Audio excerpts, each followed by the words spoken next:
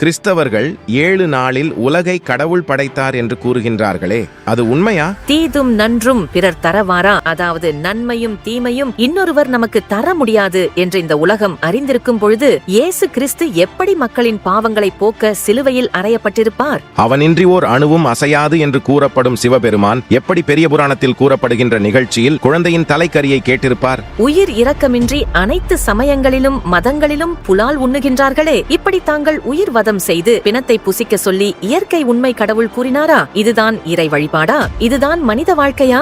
இப்படி உயிர்களை வதைத்தும் புசித்துக் கொண்டும் நாட்டுக்கொரு மதத்தை வளர்த்துக் கொண்டும் தான் நாம் இறை வழிபாடு செய்து இறைவனை அடையப் போகிறோமா? யாரை ஏமாற்ற இந்த மதங்களும் சமயங்களும் உருவாகின்றது? இயற்கை உண்மை கடவுளுக்கு இது போன்ற வழிபாடுகளும் புலைகொலை தவிர்க்காத மனிதர்களின் பக்தியும் இனியும் தேவையில்லை. மேலும் இதனை பற்றிய விரிவான ரகசியங்களையும் அதிர்ச்சியூட்டும் தகவல்களையும் அறிந்து கொள்ள இந்த காணொளியை முழுமையாக பார்க்கவும்.